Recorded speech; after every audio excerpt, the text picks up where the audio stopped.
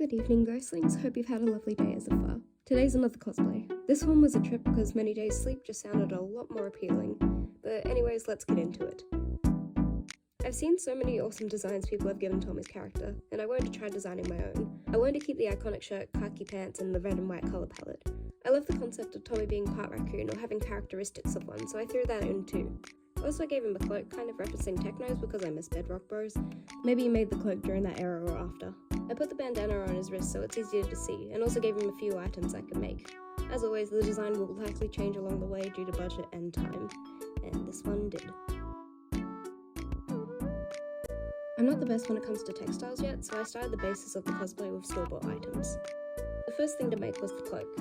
I made a pattern referencing images and tracing one of my hoodies. I drew up each piece onto red fabric using pastels and highlighter, but wouldn't recommend that one, and cut them out.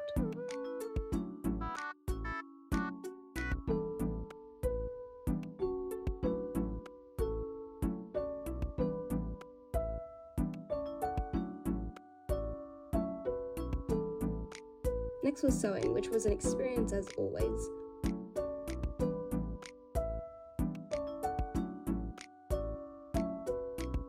I added cloth patches to make it look more homemade, if that wasn't already obvious by the botch stitching.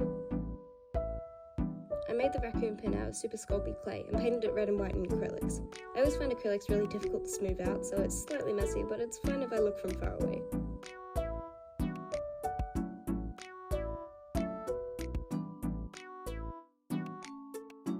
The crosses I made from wooden dowels glued together and string tied around for extra support. I adorned each piece along the cloak, and that was finished. The next thing was the shoes. I found these for only $5 and wrapped them in masking tape. I followed the original design of the shoes, just changing the pink to red and enhancing the white with fabric paints. I washed off the places where the paint got away from me and added the laces back on. This was the most chaotic part of the process. I procrastinated for so long, and before I knew it, it was Christmas Eve, so I had to run. I have compasses scattered all over my house, so it gave me a bit of room for experimentation.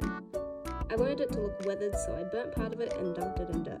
I ended up with this. I got these tiny potion bowls I wanted to use and made little clay charms relating to each recipe and effect. They were so tiny and so hard to paint, but we got there. I also added little tags to them. My dad has had a pair of walkie-talkies for years now, and he let me paint on one of them. I masked off all the important parts like the speakers and painted it red and white with a mix of acrylic and gesso. The last item I was prepared to make were of course the discs. I made the bases from clay, sanded them until they were smooth, and then painted on the designs.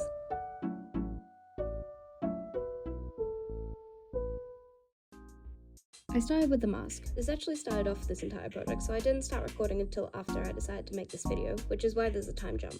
I used one of those paper faces as a base and modified it using cardboard for the skeleton of the figure I wanted. I closed the gaps using masking tape and then cut out the eyes with a box cutter. By coating the mask with gesso, I could carve wood-like grooves with a skewer. The paints were once again acrylic. I used a semi-transparent cloth for the eyes and drew them up with Copics. I was going to use fur for the tail, but realized later that that stuff is expensive, so we're making a ragdoll raccoon instead. I made a pattern and cut out the pieces again before sewing. I turned the tail inside out and then slightly stuffed it, and that was finished too. I used one of my previous weapons as a reference for size. I wanted it to be slightly smaller but not knife-like. Once the sketch was finished, I began cutting out the piece before sanding the blade down to make it sharper.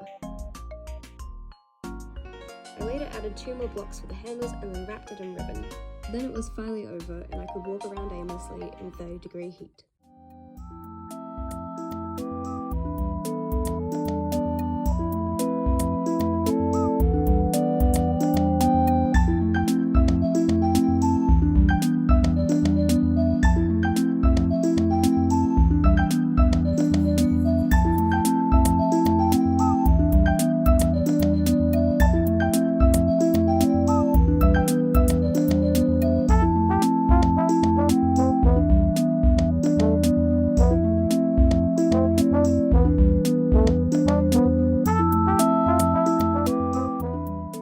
Thank you so much for watching to the end of this video. I do hope you enjoyed it.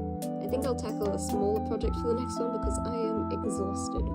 But hey, it's the end of the year and that's to be expected.